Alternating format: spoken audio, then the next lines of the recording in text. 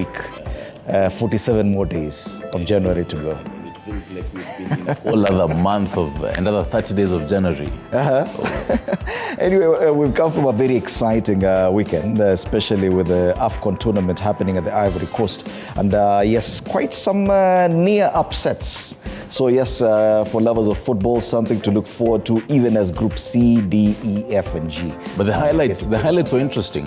You know, the highlights were interesting because I was even listening to some commentators saying this is going to be a huge deliverance for Kenya. I mean, Morocco might set the bar high, but Kenya, Uganda, and Tanzania really set the whole pace and reach the bar when it comes to such an opening ceremony. Yes. So we are waiting to see. AFCON 2027, looking forward to that. Oh, yes. Well, 27 is going to be a very busy year, especially for us Kenyans, for obvious reasons, though.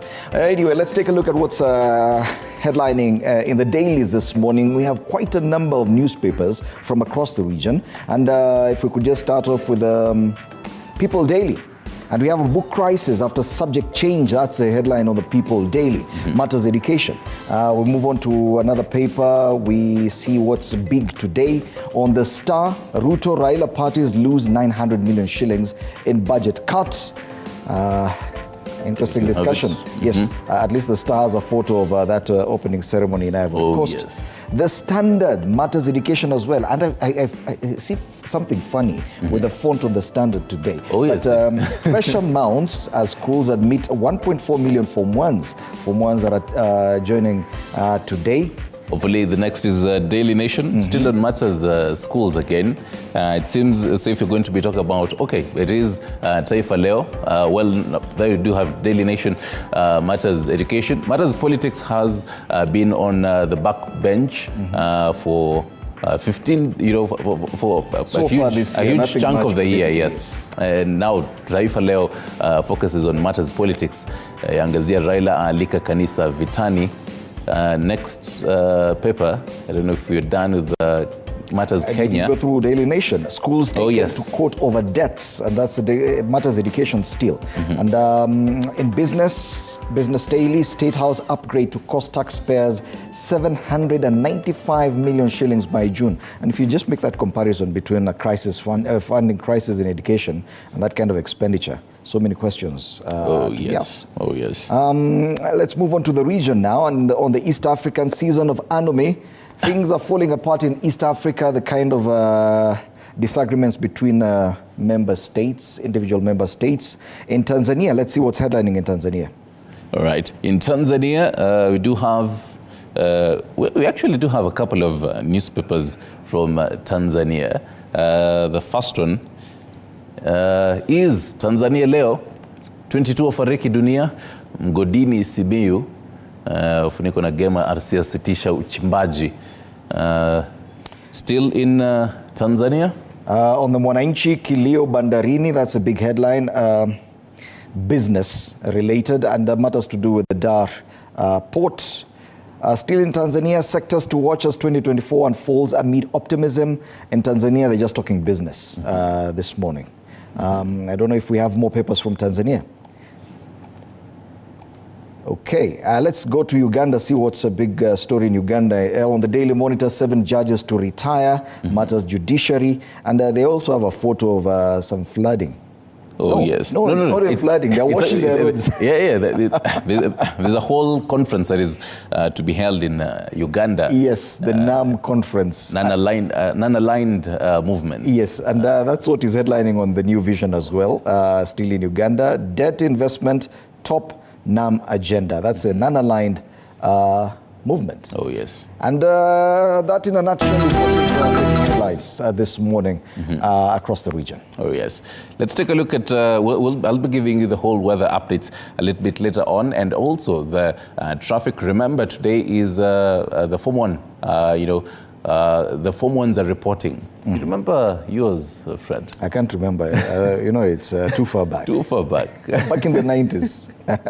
That particular day that, you wear a hard collar, very baggy, trousers, and you expected, umefika tu hivi, and you didn't even know where your bucket went. It's a brand new bucket, but it just disappears. And probably that is why it forms our main highlight today.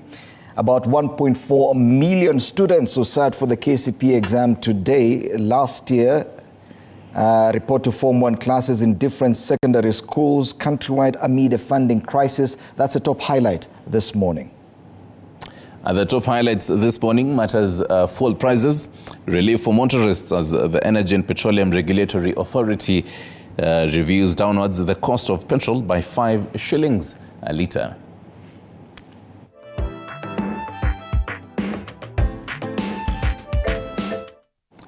Across the border in Tanzania, 22 people die following a landslide at an illegal mine in Bariadi district, northern Tanzania.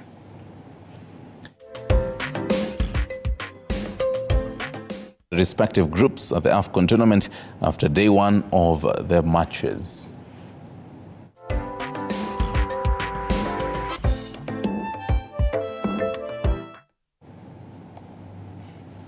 Right, let's take a look at the diary this particular morning.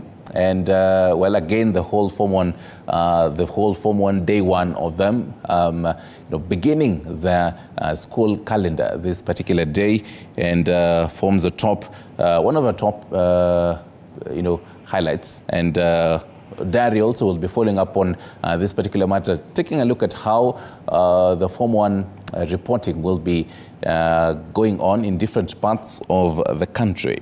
Other than that, Azimio leader Raila Odinga will this week be camping in the western region of Kenya. Today, he will be in Malaba and Busia towns. From that, the ODM recruitment drive continues, and the party shall today hold a party recruitment drive in Busia County. This even as ODM's Central Committee has proposed the disbandment of the party's election board, in a move aimed to devolve the management of its elections to its grassroots. And away from matters politics and party politics, and following the review of the fuel prices by the Energy, Petroleum and Regulatory Authority, that is EPRA, having reduced kerosene, diesel and petrol by 5 shillings, the changes are expected to take effect as of today all the way to February the 14th. And from that as well, as we flip the page, that particular highlight that I had alluded earlier, the Form 1 learners, who are actually the last cohort of the KCPE, expected to join secondary education as of today. Into matters health now, and the World Health Organization, that is WHO, will today be launching the Health Emergency Appeal 2024. So according to the World Health Organization, almost 300 million people will require humanitarian assistance and protection, with an estimated 166 million people requiring health assistance this year alone. And that, in a nutshell, is our news diary. Will be telling you about this later on as we continue at the very tail end of the show during the County Diary. Let's take a look at today in history. And Fred, did you know that a day like today, back in 1929, the man who said, you have a dream, Dr. Martin Luther King Jr. was born. Oh yes. It's his birthday today. Oh yes. Today is tungetafuta keki lakini. On a day like today, gentlemen, ladies and gentlemen, Dr. Martin Luther King, America's most compelling civil rights leader, was born in Atlanta, Georgia. And from that, back in 2009, U.S. Airways Flight 1549 crash-landed on the Hudson River with no fatalities, causing it to be dubbed Miracle on the Hudson.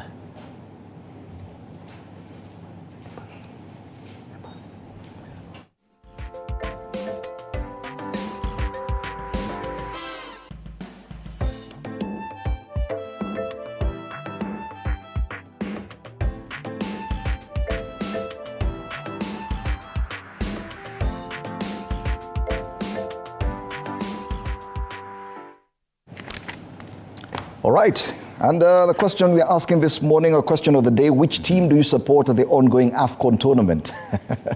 Which team do you support at the ongoing AFCON tournament? What is your team? I'm highly tempted to say Senegal. But then I think, as you had said, we really have to wait until the last 16. So give it time? Yeah, we give it time. But then right now, I'm going to go with Senegal. Ndio sifike hiyo wakati useme no, you auku umechagua. No, after this weekend, I think Ivory Coast, the hosts, look quite like a very strong team. I'll go with them for now. For now. And an interesting, view here is, and it reflected in the previous AFCON, the Francophone countries and the Anglophone countries, the French-speaking countries and the English-speaking countries. So it was a whole. If you're from an Anglophone like Kenya, you're tempted to, support an Anglophone. So. Well, which team do you support at the ongoing AFCON tournament? You can share your thoughts with us through our social media handles on X at TV47 News and on Facebook, TV47 Kenya.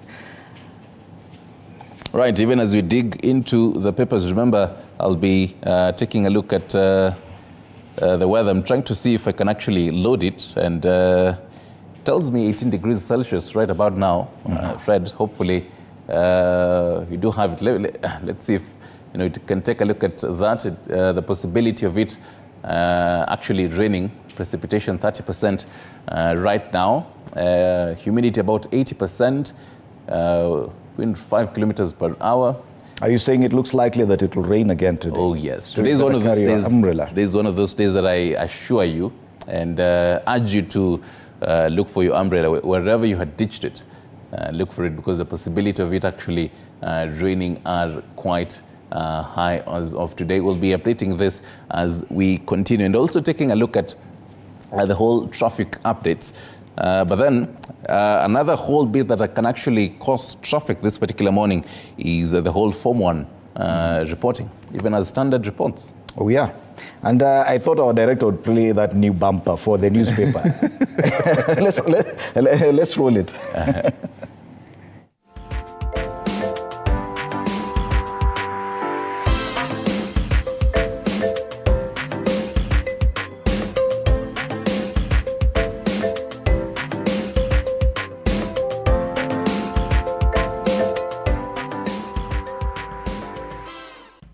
All right, there you have it. Now we have a go-ahead to take a look at the dailies. And to start off with the standard, pressure mounts as schools admit 1.4 million Form 1s. This is going by the rule of 100% transition. Whereas parents are protesting the high cost of taking their children to secondary schools, teachers are burning the midnight oil, wondering how they will accommodate the learners in institutions whose facilities are already busting at the seams and with little funding. This story is on page 4. And there's a photo there of a parent and a very excited and elated young learner carrying that metal box. It looks very new. I can tell you after 2 months itakanyagwa hapa katikati inuke namna hii.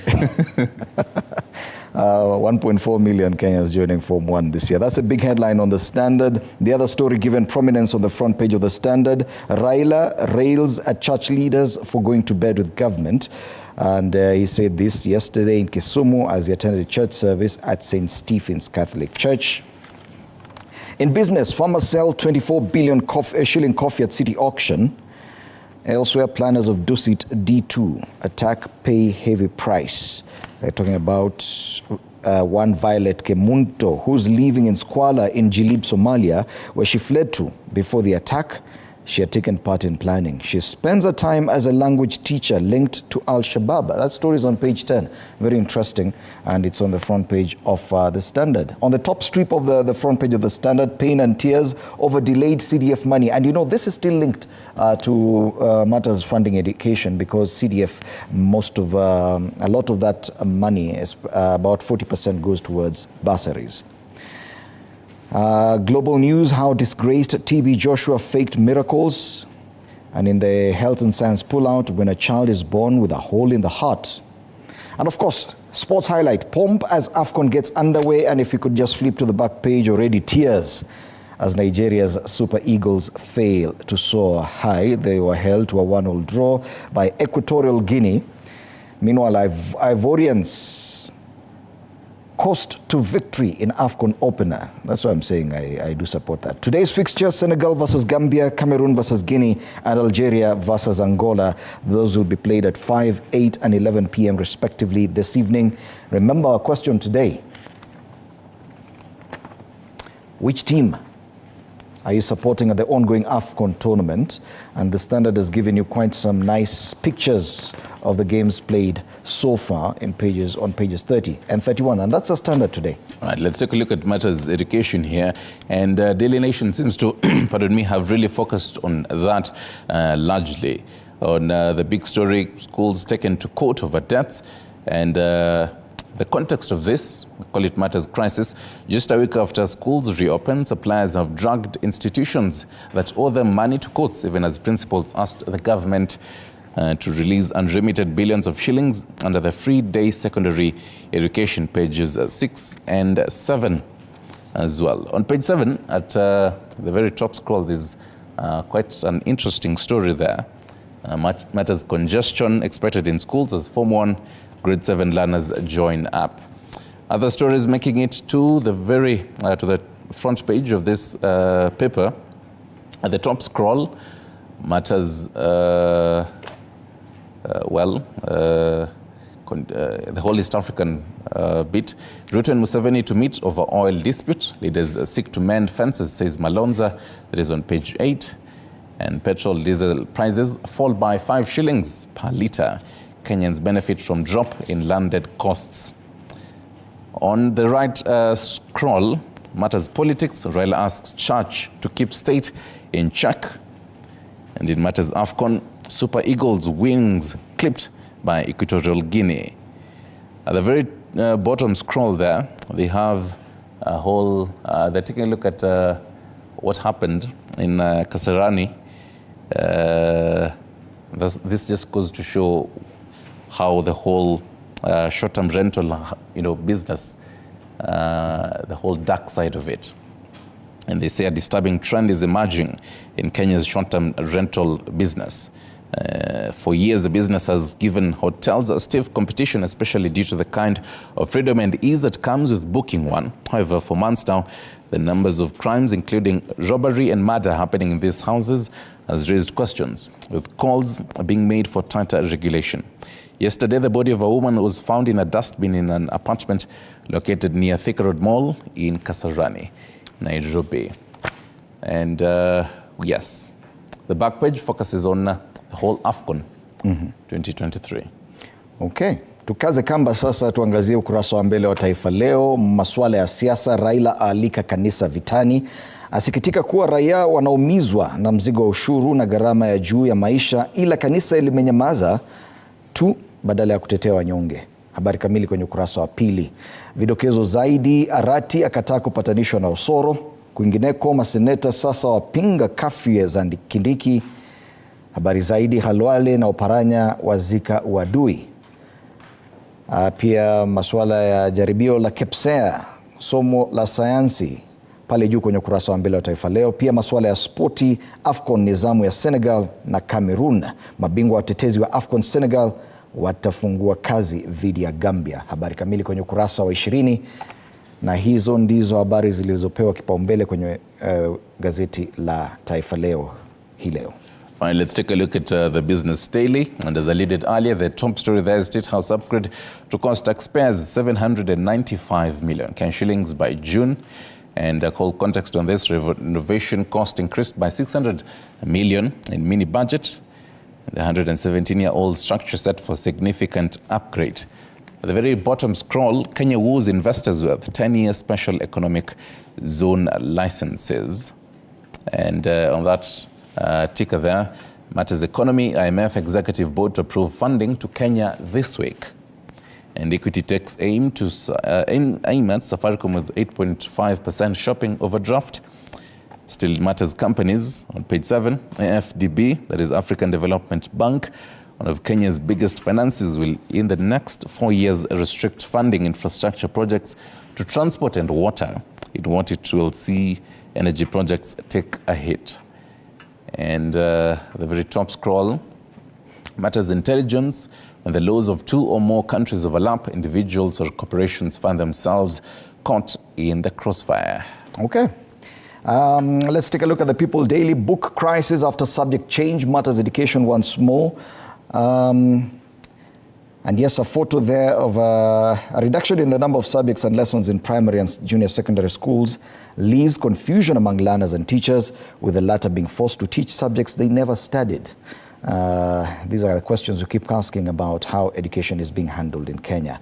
Of course, that story about the woman killed in a bizarre Airbnb incident makes it to the front page of the People Daily as well. But on the top strip, and this one I've not seen it on any other front page, Gachagua now goes for top judge. Deputy President declares he will petition for the removal of a judge who froze his accounts in unprecedented escalation of war with the judiciary. And that's the People Daily. All right, and cross over to the Star this particular morning, and on the Star, Ruto-Raila parties lose 900 million Kenyan shillings in budget cut, and in pictorials, we have the whole opening ceremony of the AFCON 2023 as host Cote d'Ivoire. Have it. They have an interesting story, though, at the very bottom scroll. Immature avocados being picked too soon and smuggled out of Kenya. Interesting. And, the Agricultural and Food Authority saying that you really have to wait until the avocados are, mature so that they can really be, exported out of the country. Other stories making it there. Ruto allies intensify warn judiciary as Gachagua pledges to file petition that is on corruption in courts. Still on reflecting on that story on People Daily. Other stories, House team approves 1 million shillings fine for sending false disaster alarm. All right. And at the very top scroll there, another highlight that I haven't seen in other dailies. Fresh bid to scuttle sale of parastatals. And they have that photo of KICC. Okay, let's take a look at now what's headlining in the region. And I think the East African sums it up. Season of Anome. Things are falling apart in East Africa. Burundi shut its border with Rwanda in spite of rebel attacks, just as DRC did over M23. Meanwhile, Somalia beats drums of war in Potra with Addis as Kenya and Uganda square it off at regional court over oil imports. It's just Hapo ndio tumefika. Really sums it. It is only 15 days into 2024. Okay, so let's go to Uganda and see just the big headlines. On the Daily Monitor, 7 judges to retire. Judges retiring between 60 and 70 years. That's a big headline. Plus, they are also preparing for that NAM conference, and a very interesting photo there. NAM Summit, Globe descends on Kampala for conference, and they are washing the roads, literally washing the roads with water. I saw this photo and thought initially it was a flooding situation, like what we witnessed at the weekend here in Nairobi, but they are actually washing the roads with water and probably soap. You never know. All right. Still in Uganda, we have the New Vision today. And the New Vision still talking about the NAM Summit. Debt investment, top NAM agenda. Developing countries want reforms in IMF, World Bank, and it's been extensively covered in the New Vision, pages 4, 5, and 6. That is a big story in Uganda today. From Uganda to Tanzania, sad news in Tanzania this morning for them. A number of highlights for them.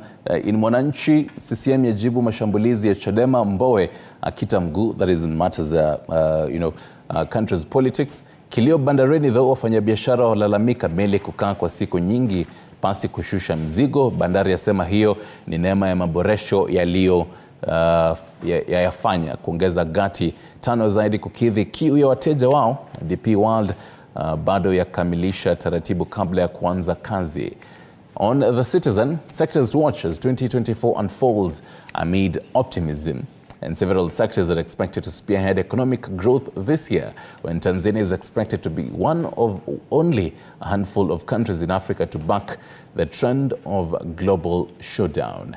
That is Mwananchi and Citizen this morning. All right, so that's what big news in Tanzania today, I think, has to do with that tragedy in northern Tanzania with where 22 people have died.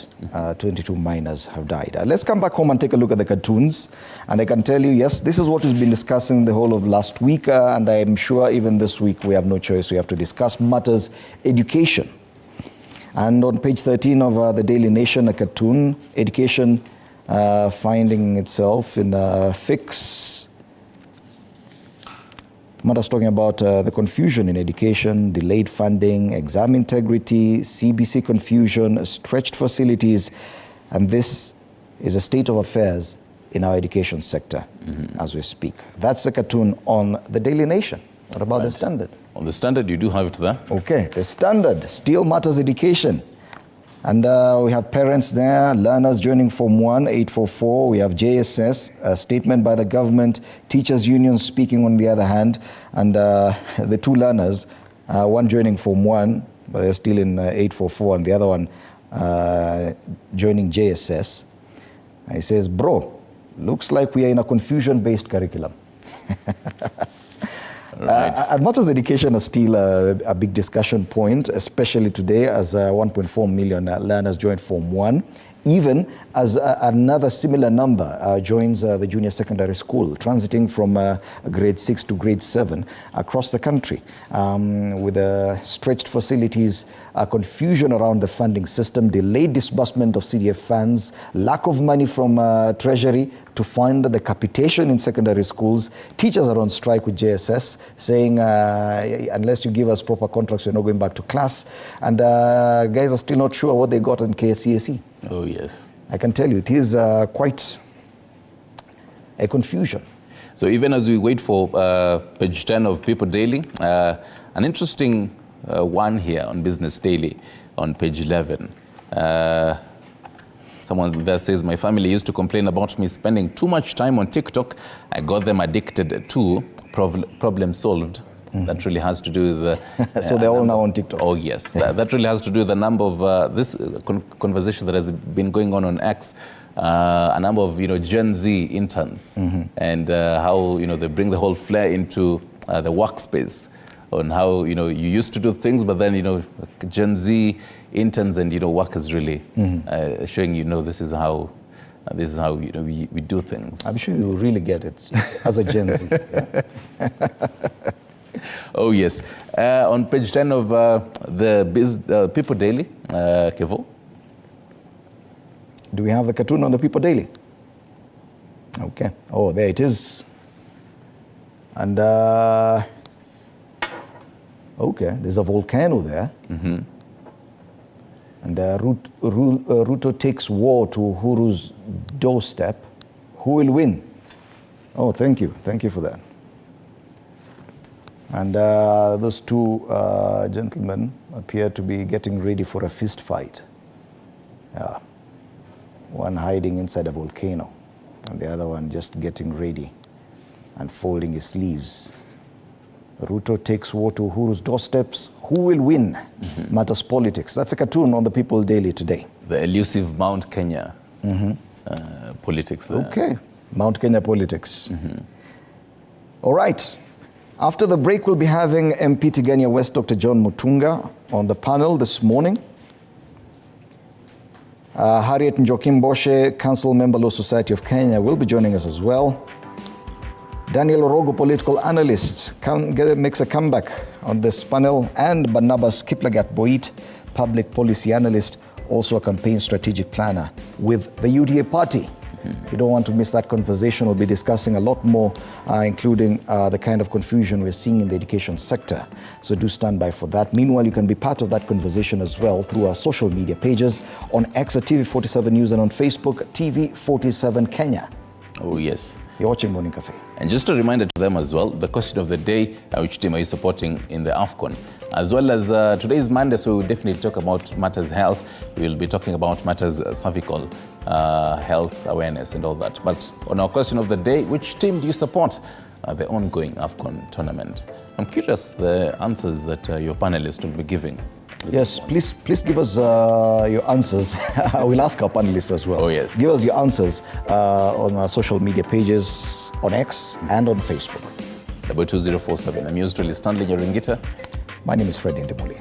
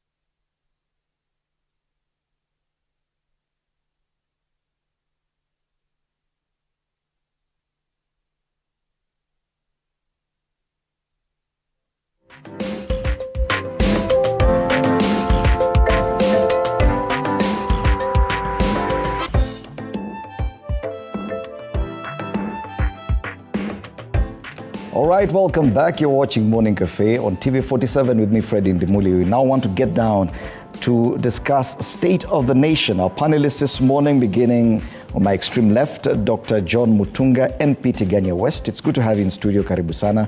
And allow me to wish you all collectively a Happy New Year. It is only the 15th of January, so it's only fair. It's still new. Yes, next to Dr. Mutunga, we have Barnabas Kiplagat Boit.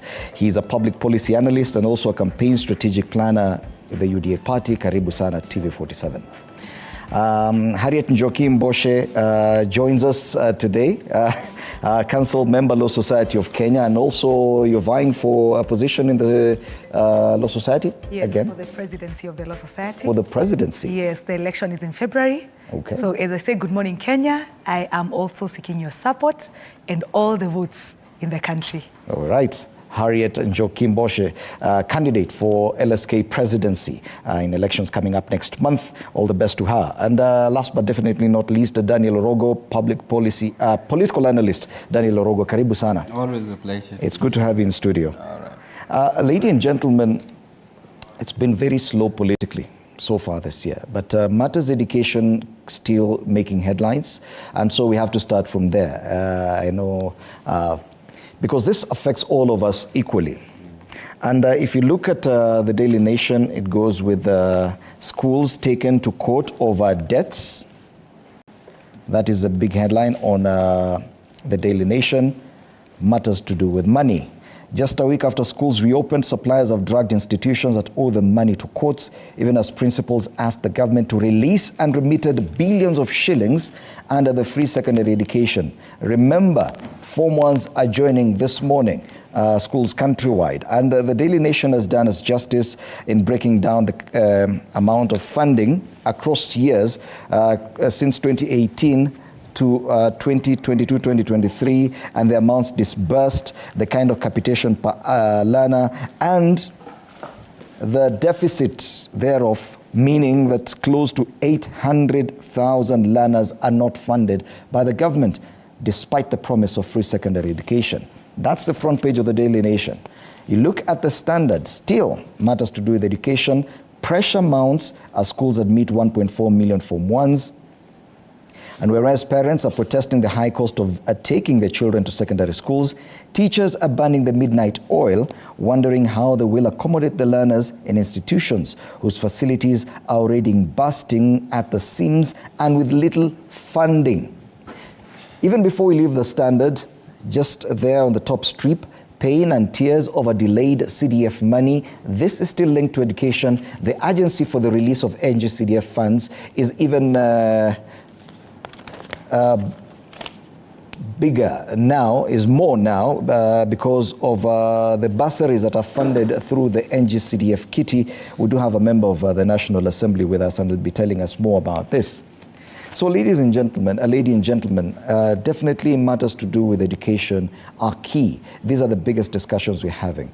The whole of last week we were talking about KCSE exams and the issues that come with that. Even if you look at our the cartoons on the two dailies today, it is still the confusion to do with our education system. This is the same system that is supposed to produce this Kenya's workforce. But it would appear that there's something wrong. Let's start with you, Daniel. What is your assessment of, even before we go into the details, what is your assessment of the education sector currently?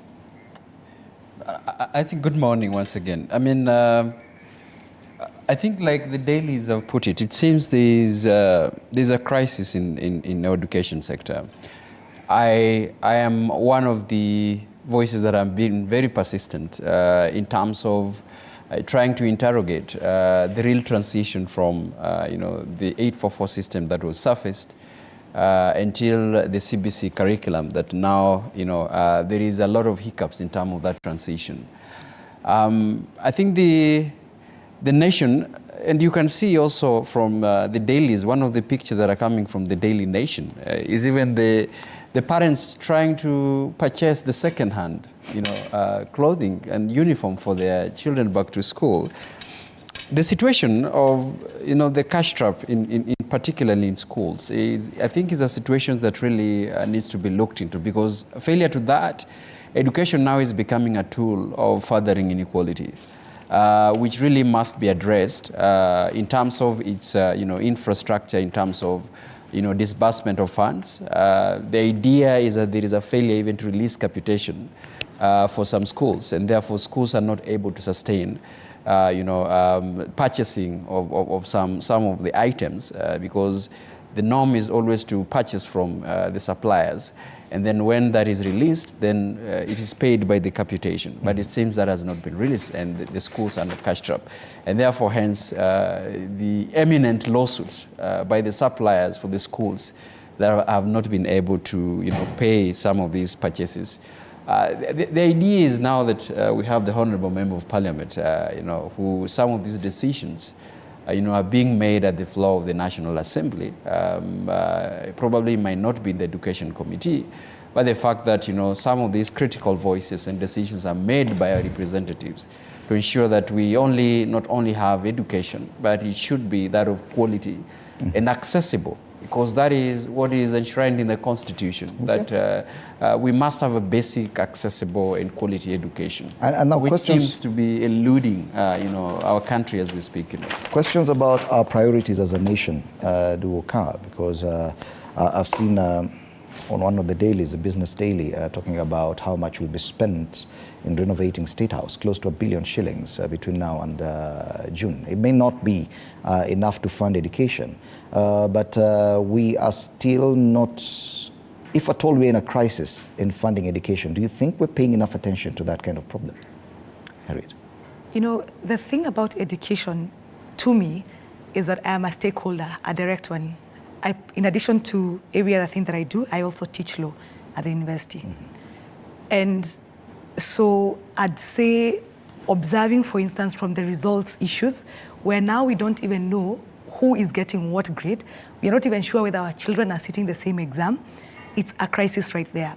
The allocation of funding is not making sense, as my friend here has said.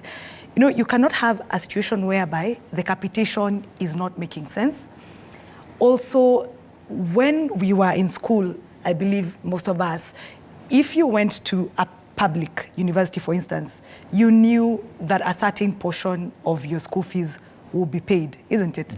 But now we have gotten to an inequality or a class system that is being introduced by the government's model of funding at the university, where we are saying if you need needy students. So then it also takes away the component of students working very hard to make sure that then they are able to take away the financial burden from their parents. Because really, the ability to demonstrate need is quite relative. So then we discourage students who would rather otherwise be very hardworking and trying to take away that burden. The other problem we are finding ourselves in today is even the fund that is supposed to somehow help, like the CDF fund, the delay doesn't help. Because now you have a model that is not helping the parents, you have a model that is not helping the schools, and then where parents would otherwise be able to get the money, they are still unable to get it. So even as we are sending our children to school, how are we expecting for the schools to operate? So it's a 360 crisis. And truly, if we do not address it today, then we are going to have so many children being sent away from school, and it will also increase on the crime rate, it will increase on the number of dropouts we are going to have, it will increase on the pregnancies that we will see. So the burden that will then attach to the country as a result of this one failure in one sector will be an entire 360. We are not doing well, it's going to get worse. The promise, Boit, has always been that we'll ensure, because it is a right enshrined in the Constitution, basic education for every child. And the promise by politicians has always been we'll ensure watoto wetu watasoma. Free secondary education has been touted as one of those big promises. But we are not seeing this promise, or rather this administration living up to this promise, especially on free secondary education. What we are seeing now is that the burden has been transferred back to the parents. Parents are paying a lot more than they did, yet the promise is still there. What is your assessment of this situation? Okay. Good morning again, Kenyans. Thanks, Fred.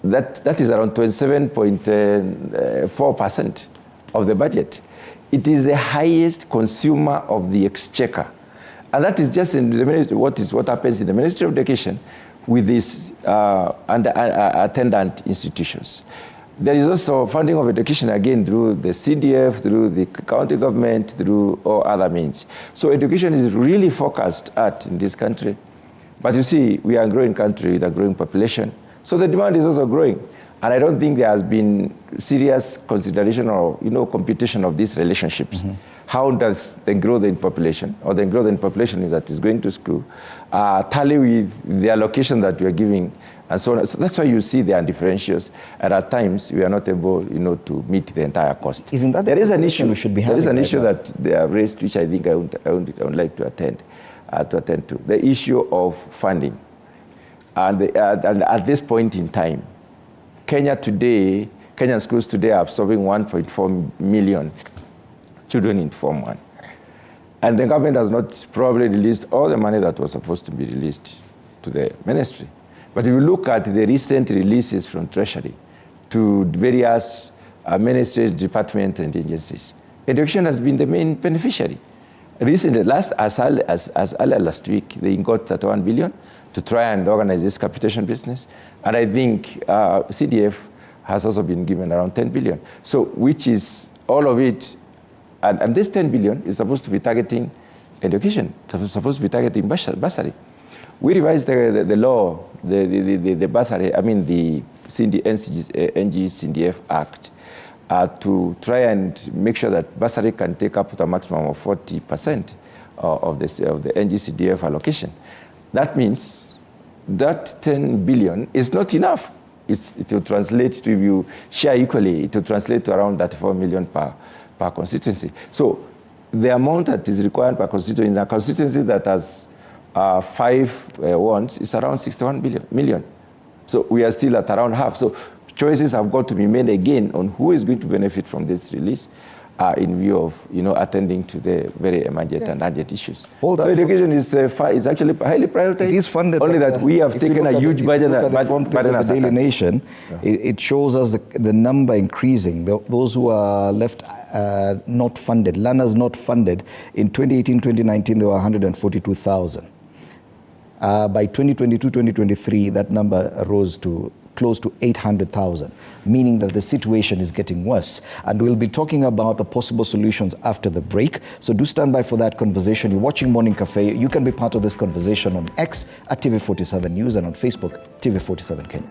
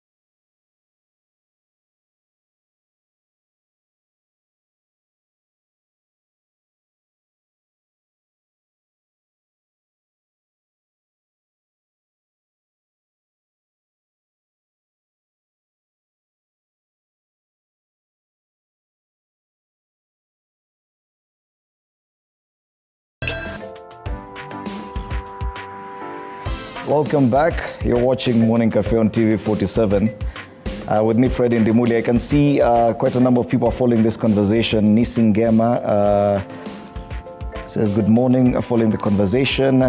Ezra Kosgei says he's joining the conversation from Moy's Bridge. Ex-Galan, well represented. Someone else... So someone from Malindi. Yes, Abednego Mwamburi, good morning, watching from Malindi. Thank you so much for joining this conversation. You can continue contributing to our discussion. I'm still in studio with Dr. John Mutunga and Peter Ganya West, Harriet Njoki Mboshe, Barnabas Kiplagat Boit, and Daniel Orogo. As you continue looking at the funding crisis in education, I think we are in agreement that there is a crisis. Yet education is one of those very important facets of our society that we cannot afford to ignore. We've seen efforts by this administration to attend to other issues, and one may wonder how come education is not receiving that kind of interest or attention. For example, if we agree that there is a problem in funding for education, yet it's something that we cannot do without. We've seen attempts to change the funding model for health coverage, and yes, it has come, met some headwinds here and there, but that is being worked on. We've seen attempts at affordable housing, and where we have collectively been called upon to contribute to that. Don't you think that probably when it comes to education, that is a kind of thinking we should be having? Because if at all education is intended to be an equalizer in society, then it should be funded equally across board, don't you think, Daniel? Well, I think when it comes to, how allocation is being done, especially on, trying to, after, the budget reading, probably through the budget processes, there are a number of factors that determines allocation, probably on how funds are distributed. Looking at maybe inequalities, looking at population in certain areas, a number of factors, that goes down to some areas. But I think that also, there's difference between making education, be equal in terms of to have to strike equality. Like I've mentioned, is that one of the things that we keep hearing, and I've heard it even in the panel today, that every time we are asking why is some commitments not being fulfilled, especially on the pledges that were previously made to make education, and I insist, be accessible, be affordable and be of quality.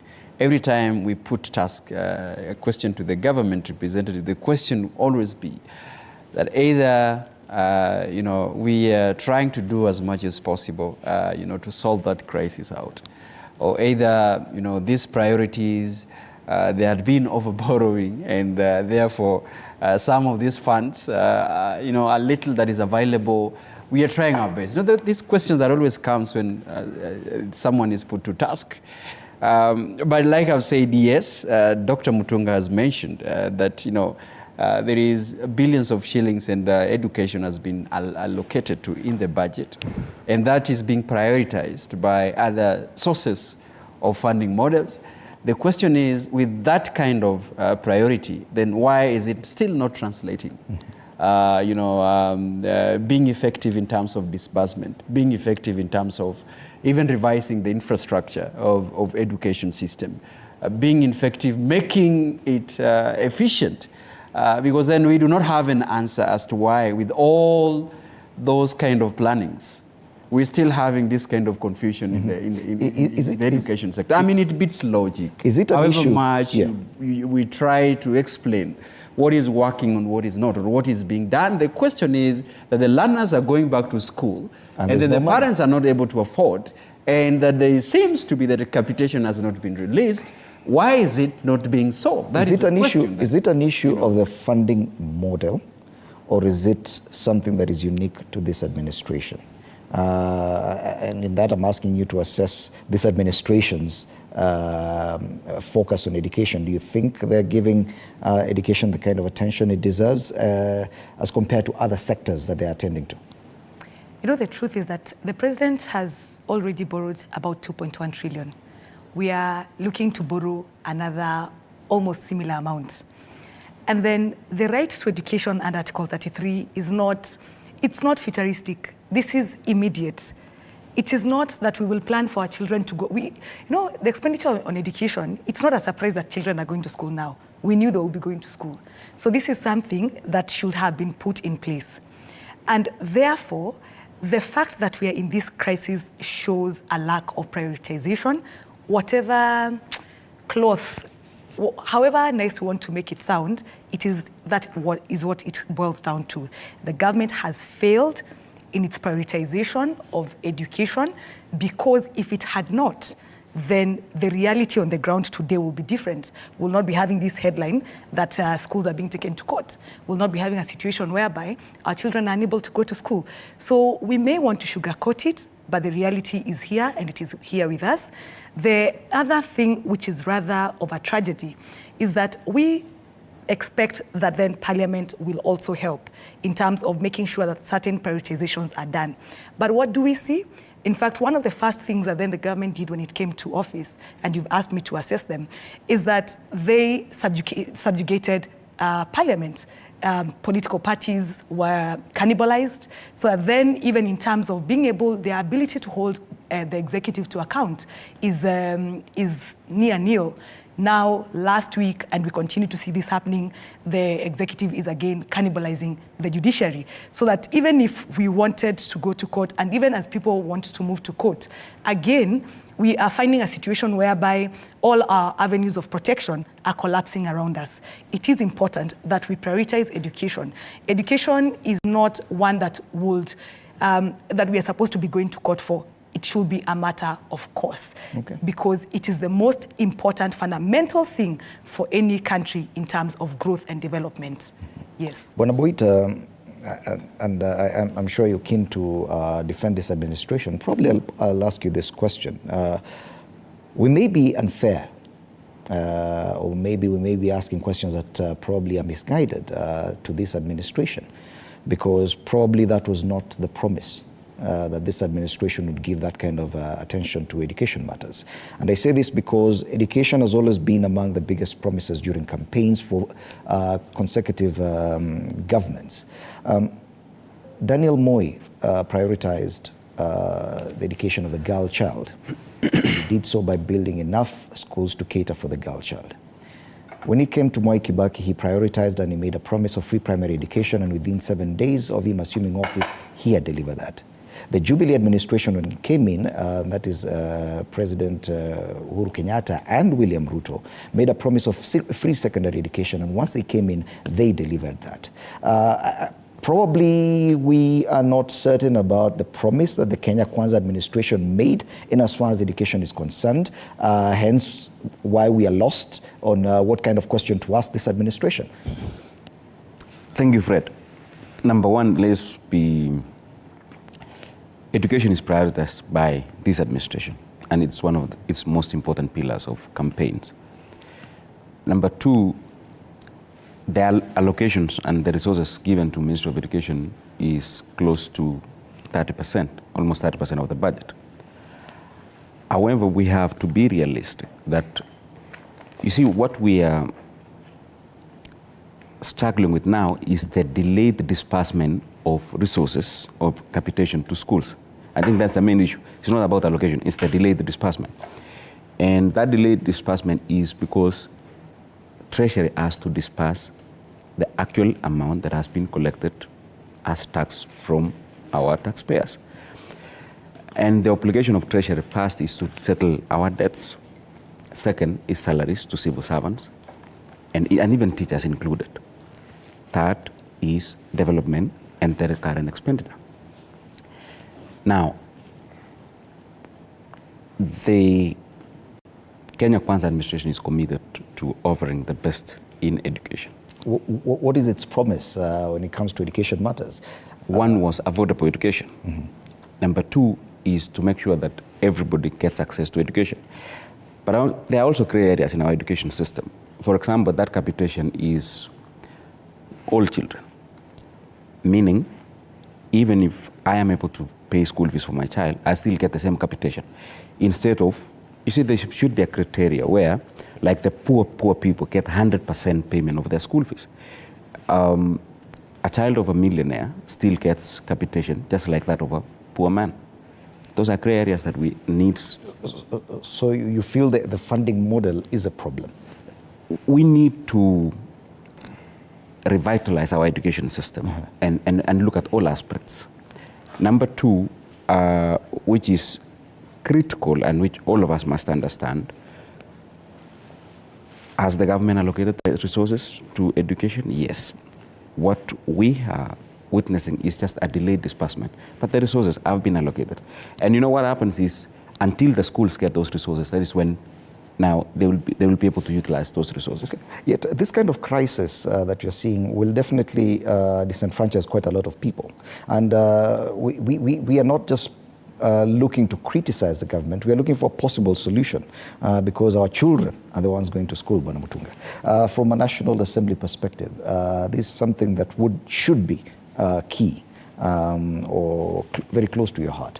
What do you think would be the best way to handle this? Is it to look or to revisit the funding model or to prioritize education from the government's perspective?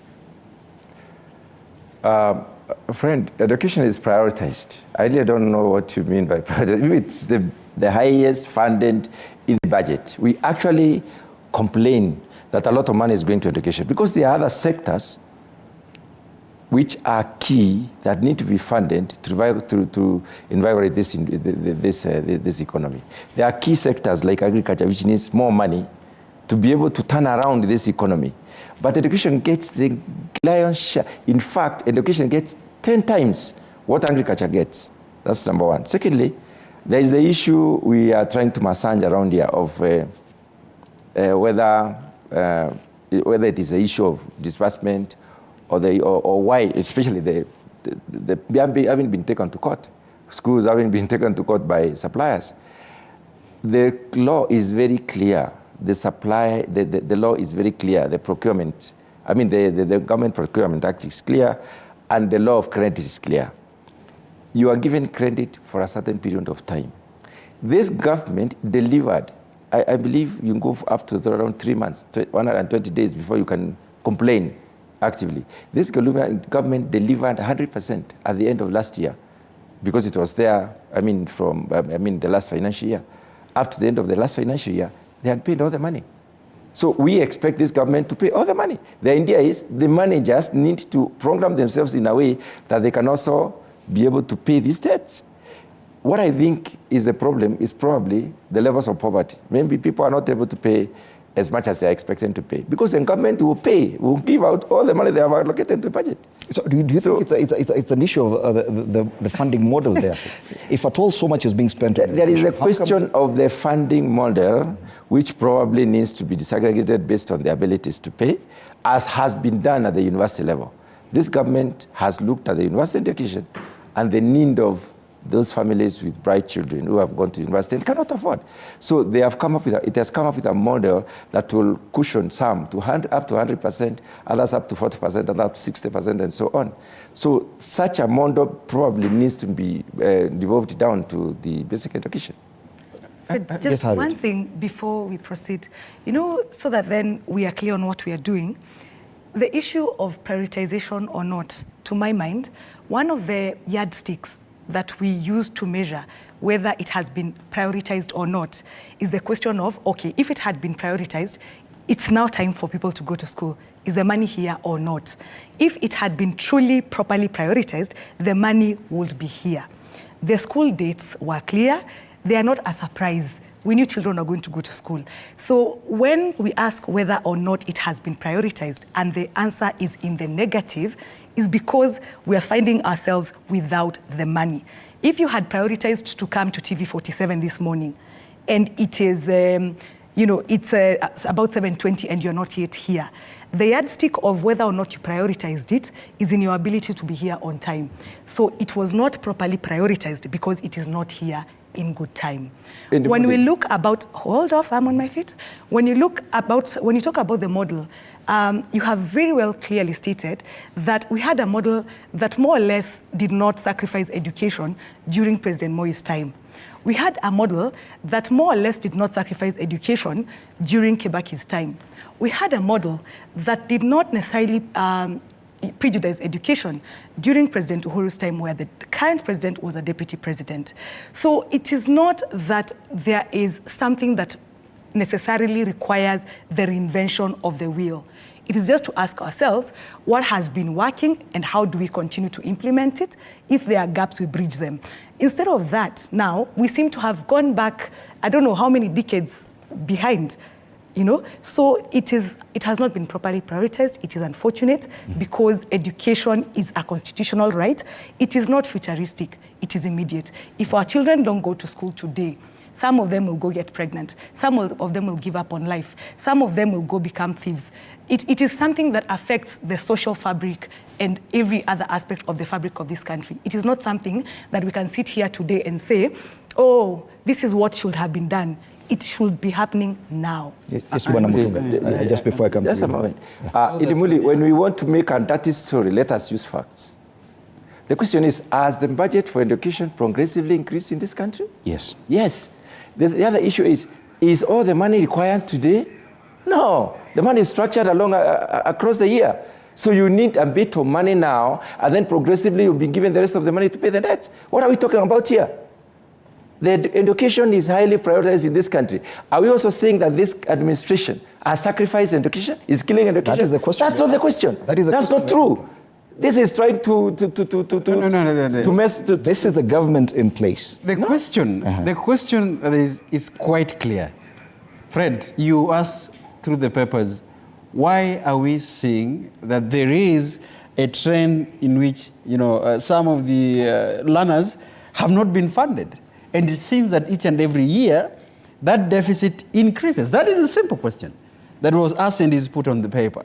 So I to some extent, I am also trying to understand that there is a trend in which there is a delayed salary, not only in education. There's a trend in this country that has been keeping on, and probably that is what I needed the honorable member to answer. We have a trend where we've even seen people who are working on the health sector, their salaries were delayed to some extent. They had threatened to go to the street and even derail, the discharging of their duties in the medical facilities all over in the hospitals. There is a trend in which even funds for NSSF sometimes have been delayed on disbursement. And now it's in the education sector. So I am seeing this is a situation where we are requesting an explanation from the Honorable Member of Parliament. Is that what is it then that some of these particular, disbursement are not prioritized in time? It doesn't take the government in surprise. And I agree with what my colleague is talking about. If the government has got a system of education that seems to be so seamless, the results are released in time. Both KCP that now is surfaced and KCSE that has now gone are released in time. Why is it that even with that knowledge that we are having learners who are transitioning, then their funds are missing? So, and then we are here asking, yes, it is prioritized, but then how is the evidence of the prioritization? It is a simple question. Let me answer that question. What is in the papers today is from 2018 to 2023. It is not several months of this administration. We are talking about a span of about 5 years. Are we questioning an administration that has been there for 1.5 years over a period of 5 years? No. Secondly, when you say that it has not been prioritized, and I clearly said for a fact that Ministry of Education was given that 1 billion last week. I'm talking about this week. Dr. Mutunga, do you agree there's a crisis? And this is in tandem with opening of the schools. Dr. Does that not look like a priority? Do you agree that there is a crisis, a funding crisis in the education sector? All the money, Kenya doesn't have money in a huge casing where we can just draw and disperse. Kenya is looking for money. The government is looking for money through taxation, through other forms of fundraising by the government. There are about 6 or 7 ways the government can get money. So this revenue is being collected and channels to the many needs, including the development needs. Everybody, this country wants development. Everybody wants everything to be done today. Which country has ever done that? Okay. Let's not try to please the current government. I will just respond on this issue by saying, my sister has tried to compare Moi administration, Kibaki administration, and Uhuru administration. And you know the kind of problems that were there then. We all understand. It is very... Not in the education No. sector. It is We're very... talking about No. Let's allow Bonaboita to... It is very important to know that this administration faces very unique challenges that all the other administrations do not have. And that is, the debt levels are so high that you cannot borrow more. You cannot borrow more. 2, you have to live within your means. It will be a bumpy ride for maybe this year, but by next year, we hope things will be better. Is that a promise or... No, that's a promise. Optimistic? That's a promise, and the president is very firm on this. And let me tell you, one of the things that we must say is that the current president is very serious and focused on delivering Kenya and its promise. 2, we were elected on a 5-year term. We will deliver on all our promises in all key sectors that we promised. You cannot use... this administration had plans coming into place. But remember, you get into power, the first thing is that the debt obligation that you're supposed to prioritize. And look, in the last administration, we had the loan, we had the taxes, we were not servicing that loan.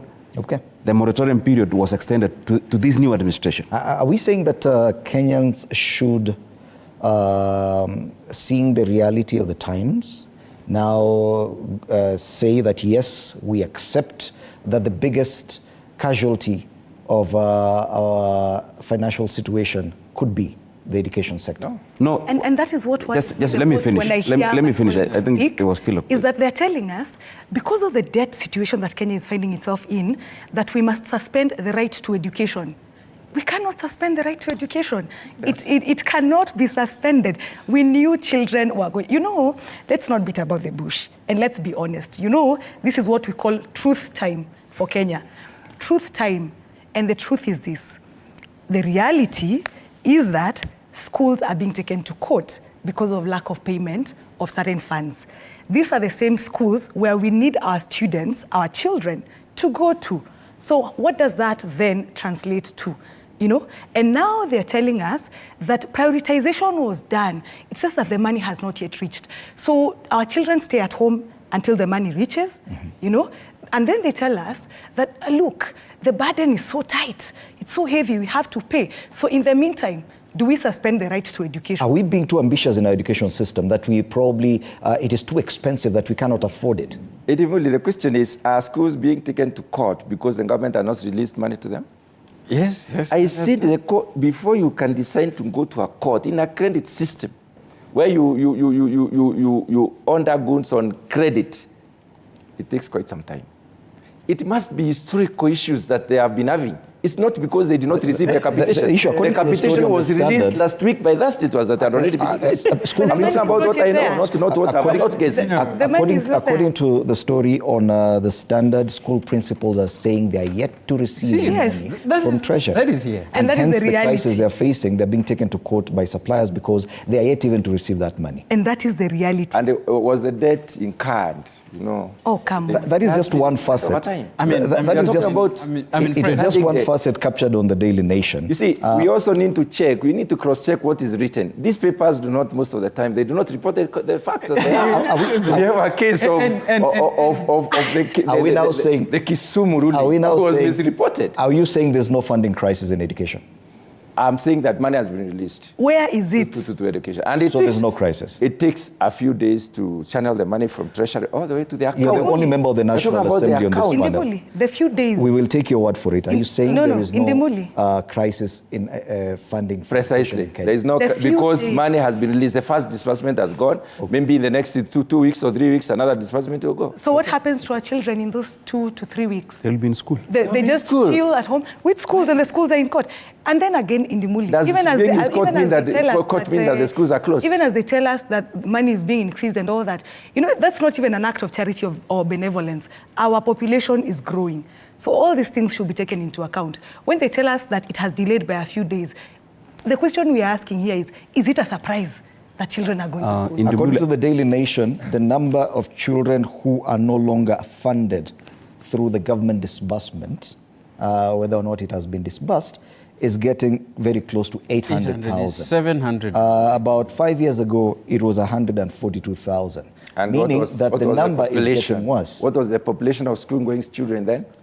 We need to look at these things. Kenya is a young country. Either way. Young people are a lot more than they used to be. That they're increasing by a factor. So whether because of population growth, or any other. And I don't want this conversation to appear like it is about Kenya Kwanza administration. It's generally that's how it is. That's how it's structured here. You know, because you know, in the panel here, people, some of us think we are actually trying to poke holes in the functioning of the administration. The question is that we have an administration. We don't have any other administration apart from Kenya Kwanza administration that is governing this country. Any other question that is brought in the functioning of any other institution will be brought to the government. So that is why we are asking, in view of what is happening, right? You've asked a question is there a crisis in education sector? The answer is yes, there is. There is no crisis. Fred, I will respond. What does that mean? Does going to court mean a crisis? This is now the problem. Crisis is why you close schools and children cannot go to school. We can't really, question objectively, because anytime we brought up an issue, the question is that we are putting ourselves, to poke holes in the functioning of the government. It's not a healthy debate. Secondly, I alluded to another fact is right now it's education. Fred, remember there's a time even for the contractors who were trying to build infrastructure for junior secondary school education. They were not paid to some extent. They were also taken to court. So the question is, even our healthcare provider, tomorrow we'll wake up next week on Monday, we'll find that healthcare provider or other institutions are also in court because of the delayed payment. Prioritised that you're talking about. So would we look at a situation where we are asking ourselves, then what is the problem? I think we go back and say that if there is a problem in terms of release of capitation, what are other cautionary measures? We are having education that is funding from different sources. Is it possible to have a loan facility that deals with the funding of education? Those are the questions that we could be asking. And if we ask that question, we'll build problems because that will take funds away from the funding model. That will take funds away from women. Hence my question about the funding model. Because, for example, for the health sector, and which has been a big issue in our country for a very long time, where families were struggling, and it was always said that one illness could actually drive a family to poverty. Correct. And hence there were harambes and all these things. But the government has come up with a solution, a social health insurance fund. It has actually given that kind of priority. And hence our question, should we drive this conversation towards a different model of funding for education so that we can avoid this crisis? But Bwana Mutunga says we do not have a crisis. We do not have a crisis. We do not have. Let me say something. Allow me to I'll come to you. Okay. Capitation is just a small percentage of what government does. Also, schools get school fees from parents. Like all of us are parents, all of us pay school fees. And then there's the capitation, which is a small component of the funding to the schools. So you cannot say that schools are not functioning. Schools are functioning because I'm sure parents from last week paid fees. Some will pay fees today. There is already released from Treasury to the Ministry of Education and then from Ministry of Education to the schools. Within a week or so, schools will have money. Now, the proposed model of funding by the new administration will be reviewed if it does not work. I mean, by next year, if we will see the results, and we will. It's working now. No, I'm saying, look, we're just at the beginning of the year. We will see it, and continuously we will have to review if things which we have put on a pilot program, if they will work. If they will not work, then we'll have to review. Okay. Bwana Mutunga? Yeah, I just wanted to say one thing, Ndimoli. I think as Kenyans, we need to be, first of all, patriotic. We do not have any other country. There is no other country that we shall go to. We don't have a country for them and a country for us. This is our country, first of all. Whether it is administration X or Y or Z, that is our administration, first and foremost. Secondly, looking at their papers today, how many schools have been taken to court? Is it here? Secondly, look at page 4. That is where the fuel price reduction is reported.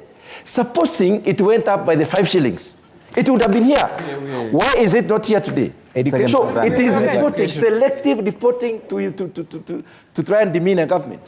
I think that's the kind of mindset we need to get out of, so that we look at the government is struggling with the hole that it found from the other. Are we saying that we probably should look for a way to ensure that our education, is ring-fenced by a certain legal framework, that it will be free from any interference or influence from any new administration, so that you can avoid this kind of discussion?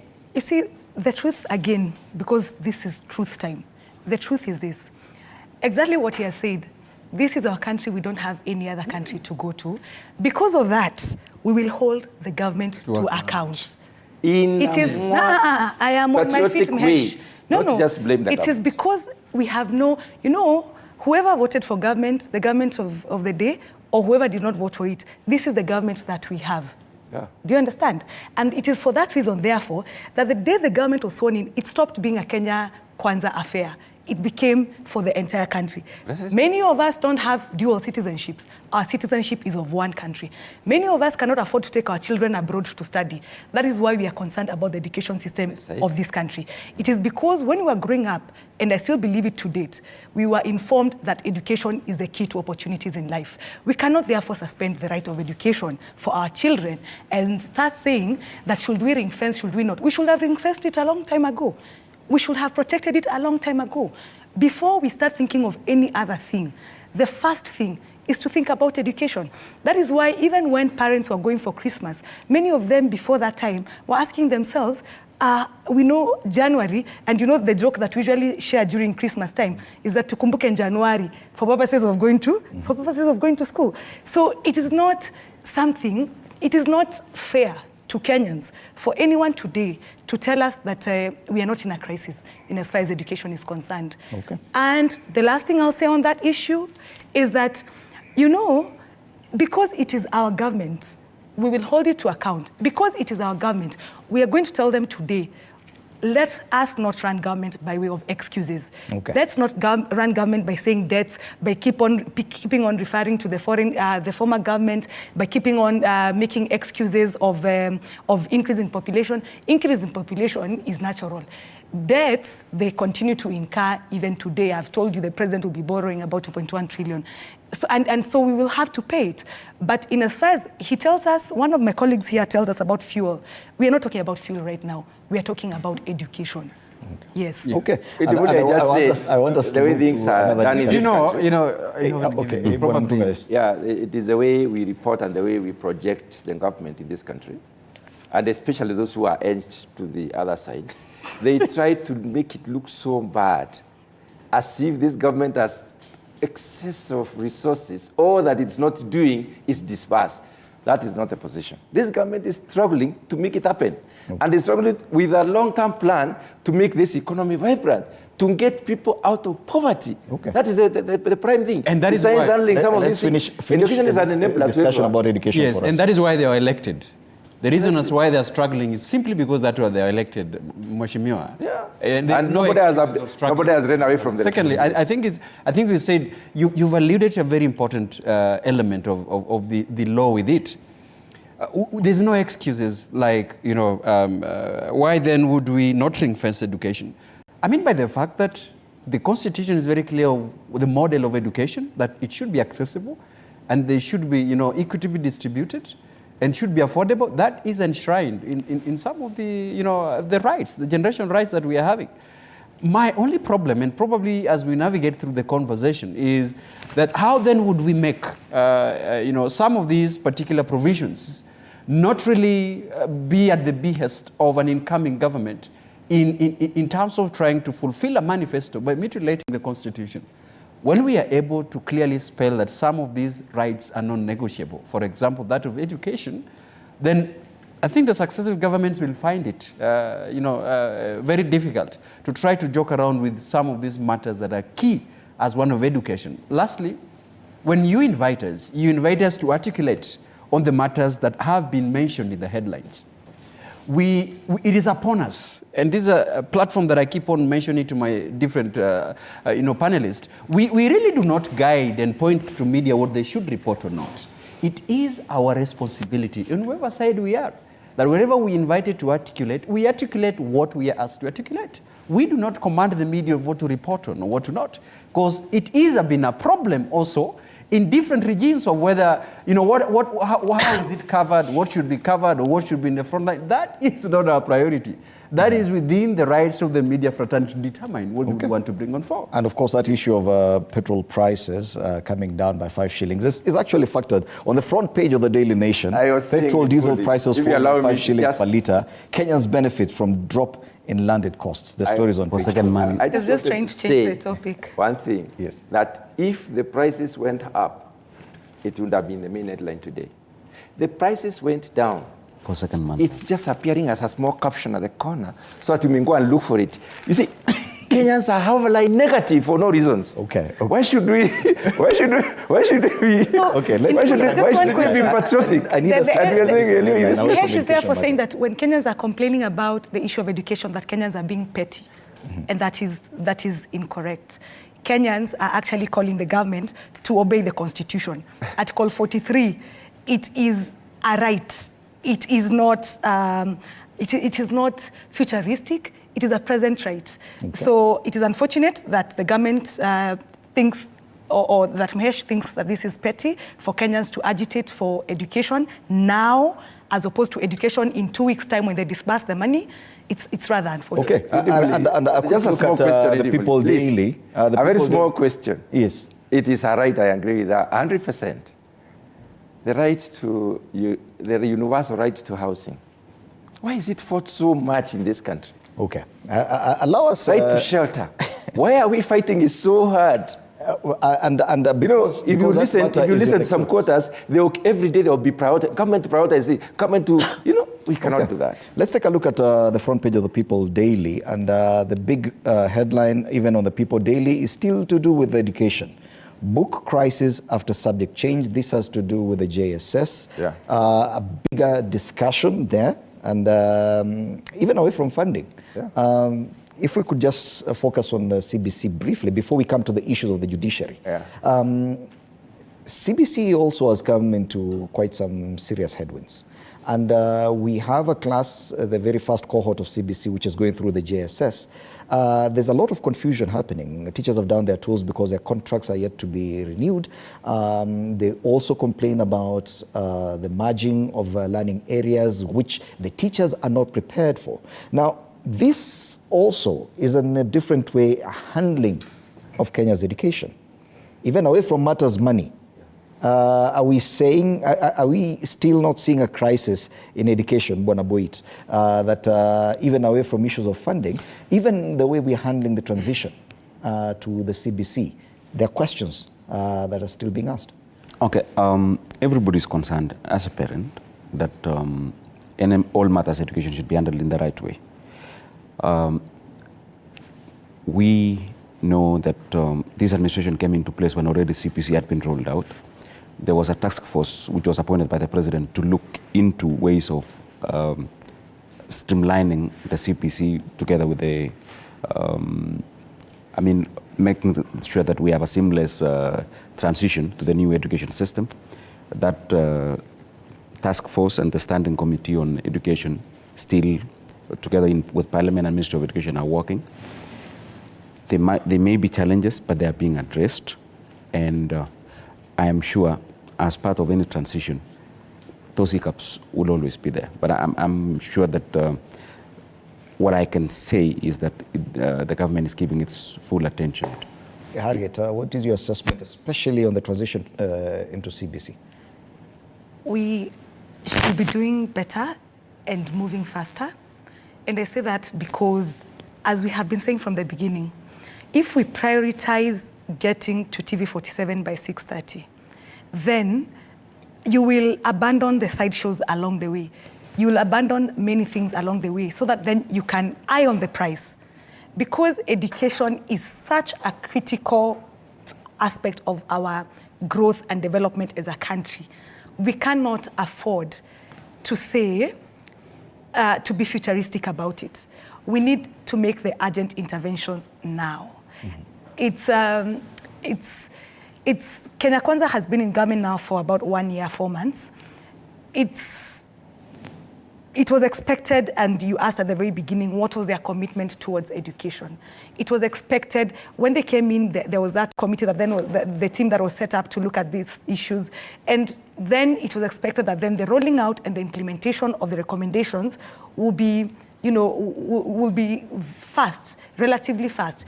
Because as I keep saying, and again, because Kenya is our country and we have no other country to go to for many of us, the thing is that we must prioritize these issues.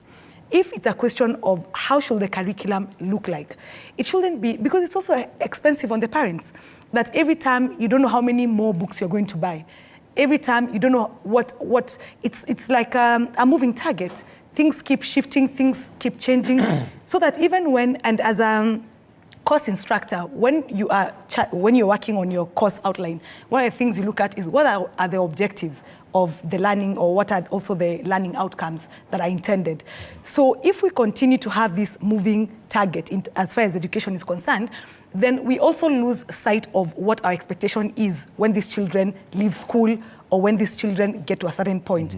So it is disturbing, because then we keep changing the books, so we need to align our policy and ring-fence it in a manner then that gives us a certain consistency. And the question is, because even during the campaigns, there was a lot of back and forth on the future of CBC, and some people, especially in Kenya Kwanza, felt that CBC should be done away with. At least during the campaigns, they are on record saying we will get rid of CBC. Now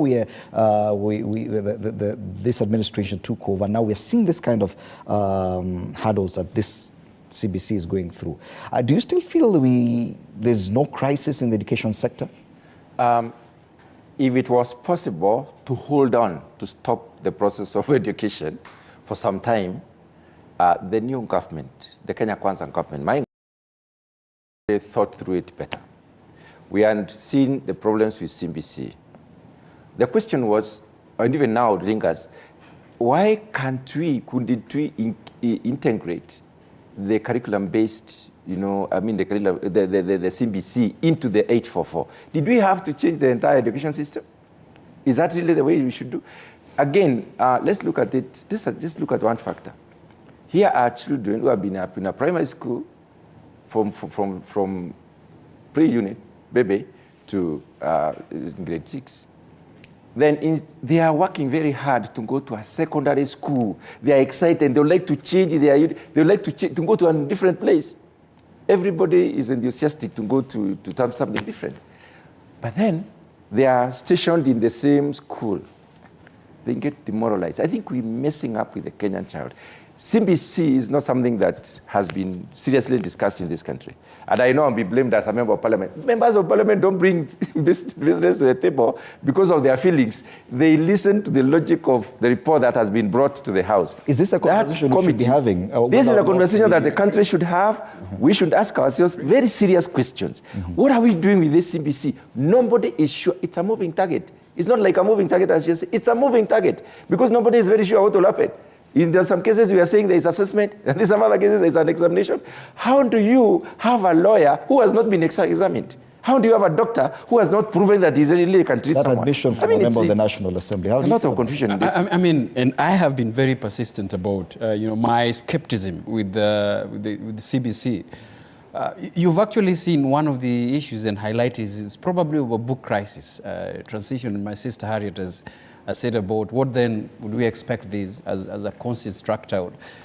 I looked and I keenly looked at even the content of, what then would be the content of the curriculum in CBC vis-a-vis what has been, in 844.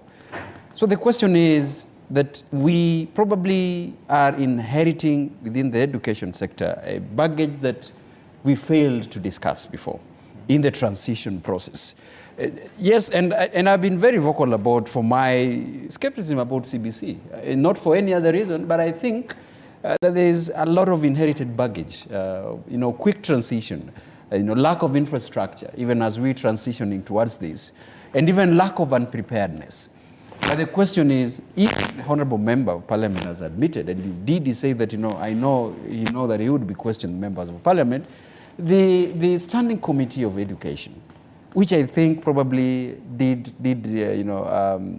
whole work around what should be in the transition process, I think he could have tabled that report in the National Assembly.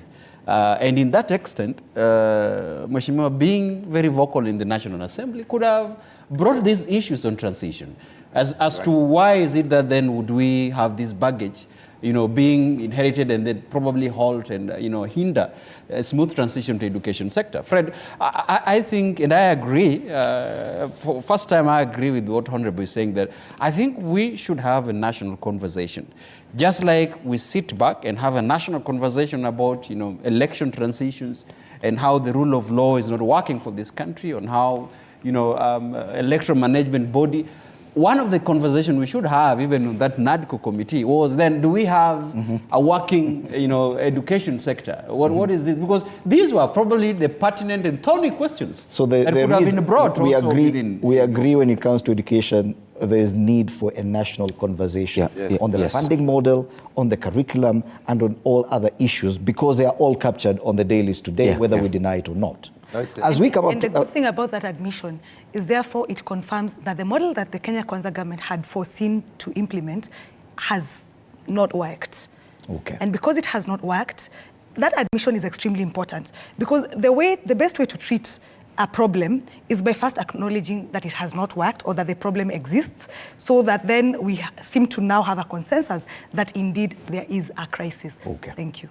And as we end this conversation today, I want us to move away from education. There's one thorny issue that we've not been able to address on any panel since this year started. Yet during the holiday season, that was a big discussion, and that was the fight between the executive and the judiciary. I can see one of the headlines there on the front page of the People Daily. Gachagua now goes for top judge. This is something separate, and the deputy president has declared that he will petition for the removal of a justice who froze his accounts in unprecedented escalation of war with the judiciary. He has said he will go to the JSC. And probably many people are saying that is the way to go, that when you have an issue with the judiciary or any member of the judicial service, you should go through the JSC. But the president has come under a lot of criticism over his statements, saying that there is corruption in the judiciary, yet he has not raised these issues officially with the Judicial Service Commission, Bwana Boit, on this matter, because we only have about 6 or so minutes to wrap up. So, okay, one on judiciary, I think it's big. Mother's judiciary is big. People hide under the disguise of judicial independence, but also judicial independence does not mean that you make the wrong decisions. And I will give you a few examples. There was an issue of an election petition of Wajir governor. It was called Mohammed Mahmoud. The guy did not have a university education. High Court said the guy nullified that election. Court of Appeal nullified the election. The guy went to the Supreme Court and he was asked to produce his certificate he did not have. And then the Supreme Court, the decision was that the guy looks like a graduate, though he did not produce any academic qualification, he looked like a graduate. And therefore, he was confirmed. A very bad decision by the judiciary. Second, we just recently had a case in Eldoret about the Maktor land. Some High Court judge says, give it to the squatters. The guy owns 3,200 acres of land. The court says he has 25,000 acres. Court of Appeal does. Supreme Court saves the family from losing their land. A lot of decisions, give it to the same judge, same evidence, same facts. Different judges will give different decisions. That is something that we should be worried as a country. Now, when a whole judge stops programs of government and says no health insurance, NHIF should continue losing money, and therefore, like now government cannot say judiciary should not listen to any case today. But what I can say is that there will be some discussions between the leaders, both from government and the judiciary, on how to address those pertinent issues of corruption. Because this administration showed the goodwill to the judiciary. One, the president appointed the 6 judges that the previous administration had refused to appoint for no apparent reason. The president also increased the funding to the judiciary. But what does judiciary stand? As things moved along, we thought we had a good relationship with the judiciary. Judiciary just stops government programs, stops housing, stops health insurance, stops everything that the government is intended to, for the sole purpose of at least making life better for the Kenyan people. Yet when you go to court, there will always be a winner and a loser, depending on how the case goes. That is the nature of justice. Evidently. And we do have mechanisms of redress if at all you feel that the judiciary has treated you unfairly. I think it's quite unfortunate, and it's been talk of everywhere, everyone talking about the judiciary and the executive. From my end, the executive had found their way in terms of muzzling the legislature, both Senate and the National Assembly. Wherever you put in a conversation that should be objectively observed, and I say Senator Sifuna was once, you interviewed him, and he said, we've turned into a decision where the members of Kenya Kwanza, members of parliament and the Senate, whatever you bring a conversation, they would always ask you to call in the vote, not to hear the content of conversation. And he admitted, I'm quoting him, he admitted that there is a state capture in the legislature. I foresee this situation partly being that it's being escalated towards the judiciary. May I also remind my colleague Boit that there are very good rulings that have been made that favors the current regime, including the evidence that was portrayed in the Supreme Court. And my sister Harriet was in the Supreme Court, actually, prosecuting the election cases. And that with the evidence that was there, the Supreme Court, courtesy of what was there, the Kenya Kwanza regime we had. We've also had a situation where there are a number of decisions that have been made on their favor. There are a number that has not been made on their favor. This is my own particular advice, Mheshimiwa. There's a certain senator in the US called Mitch McConnell, who at every particular moment saw it wise as a leader of majority on the US State Senate, always to interfere with the recruitment of judges in the favor that was going to do them a favor. It has been recorded that right now the Supreme Court of the US does not rule in the favor of the Republicans. There is no way, it is unsustainable for every war that is waged against the judiciary. And I agree with you that it now states the executive to now bring up this case at the Judicial Service Commission. However, I saw the face of the Deputy President, because now I am confused whether that case is a personal settlement of score, or is it a case that sustained, because there is a certain judge he has mentioned with his case that probably might not be a case of the majority of the people. So that is my only caution towards that. Bwana Mutunga, on that issue, your take as we wrap up?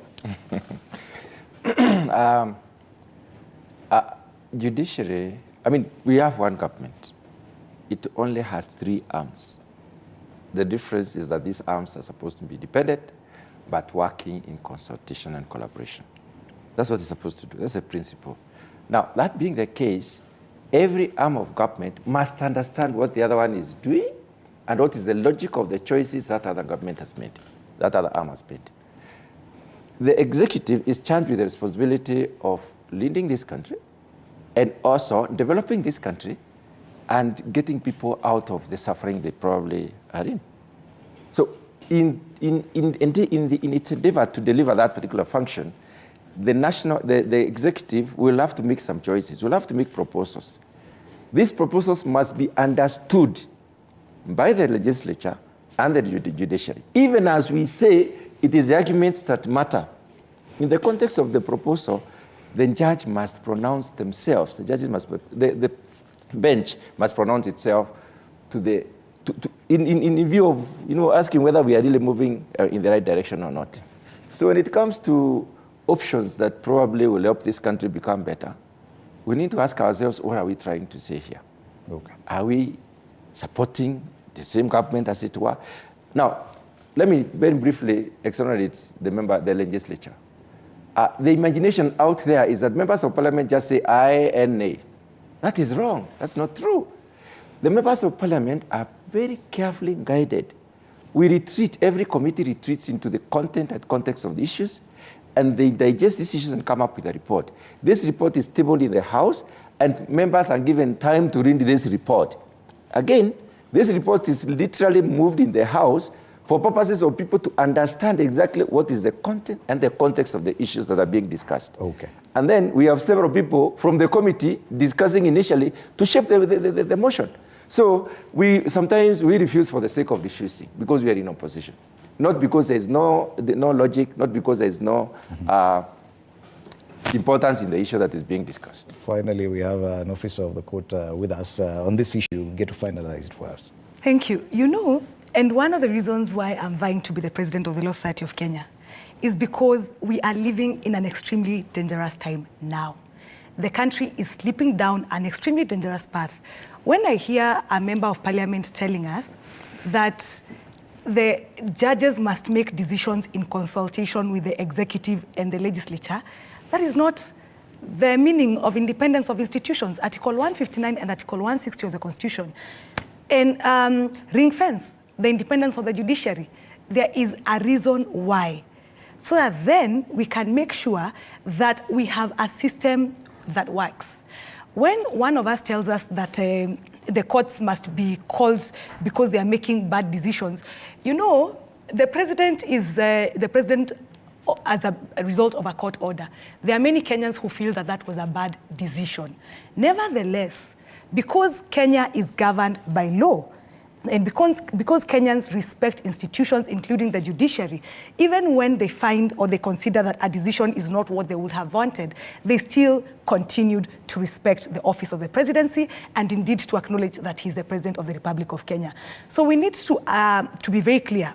If we are going to have independence of institutions or if we are going to have anarchy, where everyone is a law unto themselves. If I feel that the judiciary is not doing what I want, then I go against the judiciary. If I feel the executive is not doing what I want, I swear in the people's president and say that there is another. So we cannot have parallel systems. It's either we respect judicial decisions and we say, I disagree with it, I hold very serious reservations on it, but because it is the decision of the court, court orders must be obeyed. Whether you want to obey them or not, we have to obey if we then are going to have a system of the rule of law. Okay. If we decide not to obey, then we will have to go back even to the beginning of the presidency and say, can we start by disobeying that court order that declared the president? So he cannot cherry pick what orders he's going to comply with and what orders he's not going to comply with. Oh yes, the Deputy President, Rigathi Gachagua, said is moving to the Judicial Service Commission